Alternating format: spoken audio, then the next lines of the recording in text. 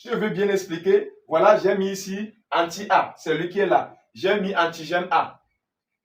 J'ai mis antigène A. Maintenant, lorsque les deux se rencontrent, à l'état initial, à la fin, qu'est-ce qui va se passer? Lorsque les deux se rencontrent à la fin, vous allez voir que l'anti-A qui est la forme là, l'anti-A, son intérieur est rond, comme là. Alors l'antigène A peut rentrer dedans. Voilà l'antigène A qui rentre dedans. Et on va l'enfermer. On va la fermer. Donc je viens de faire agglutination ici. Je viens de faire agglutination entre antigène A et anti-A. Donc là, ce que j'ai dessiné ici en réalité, voilà dans l'organisme ce qui se passe. Vous avez vu que la forme de l'anti-A permet d'avaler l'antigène A. Vous voyez que ici c'est rond. L'antigène est rond aussi. Donc c'est pourquoi il peut rentrer dedans et on va le détruire. Agglutination. Maintenant, quand je prends ici, vous voyez ici que l'antigène A présenté un trou ici. Au même moment, l'anti-B aussi présenté une dent. Donc la dent va rentrer ici. Par conséquent, si l'antigène B et l'anti-B se rencontrent, il y aura aussi agglutination de cette façon.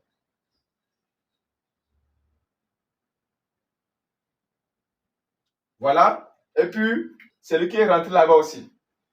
Vous allez constater que quoi? Ce rond ne peut pas rentrer ici parce qu'il y a une dent qui va l'empêcher. Ce qui montre que l'anti-B, ce qui est contre B, ne peut pas détruire A parce que leurs formes ne se ressemblent pas. De la même manière, celui-ci est rond, il n'a pas de dent. Or, l'antigène B a une dent ici. Ça veut dire que lui aussi ne peut pas rentrer là-bas. Par conséquent, ce qui est contre A, l'anti-A, ne peut pas détruire l'antigène B. Donc, je viens de faire ici anti-B et antigène B, leur réaction d'agglutination aussi. Donc, lorsqu'un anticorps raconte son antigène spécifique, il y a destruction. On parle d'agglutination. Pour ne pas se tromper à détruire ce qui ne t'appartient pas, chaque anticorps a une forme spécifique qui ressemble à son antigène. Ce que j'ai fait ici, si je peux schématiser, voilà ce que ça donne là-bas. Maintenant, on constate vraiment que quoi? Ce qui est dans le plasma a une forme propre qui permet d'être compatible avec un élément des hématies. Et la réaction s'appelle agglutination. Maintenant, étant donné que les hématies et le plasma sont dans le même organisme, vous constatez que quoi? Si on a par exemple l'antigène B dans les hématies et au même moment on a l'anti-A, l'anti-B dans le plasma, les deux vont se détruire. Or, l'individu est là pour se défendre et non pour se détruire.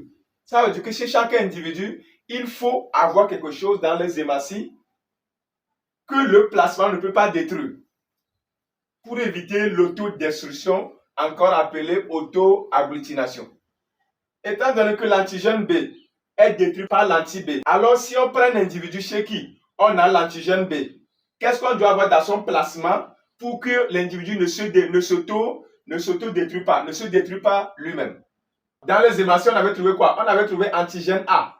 Donc, dans les hématies, on a trouvé antigène A. Vous allez constater que quoi? L'anti-B qui est ici ne peut pas détruire le A. Parce que les BB sont ensemble, les AA sont ensemble. Le B ne peut pas détruire A.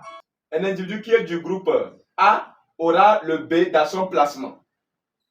Dans cette logique, quand je prends l'individu 3 qui possède l'antigène B sur la membrane de ses hématies, qu'est-ce qu'il doit avoir dans le plasma pour ne pas s'auto-détruire? Donc dans le plasma, il doit avoir quoi? Il doit avoir A. Par conséquent, l'anti-A du plasma ne peut pas détruire le B de l'hématie. Parce que les AA se détruisent, les BB se détruisent aussi. Maintenant, quand je viens chez l'individu 2, lui possède d'abord quoi? Il possède d'abord l'antigène A. Il possède d'abord l'antigène A. Ça veut dire que quoi? S'il est A, il va se détruire. S'il a encore A ici, il va se détruire. Donc, il ne peut pas avoir A ici. Au même moment, on constate que quoi? Il possède encore l'antigène B. Il possède encore l'antigène B dans son hématie. Dans l'hématie, il a encore le B dans son hématie.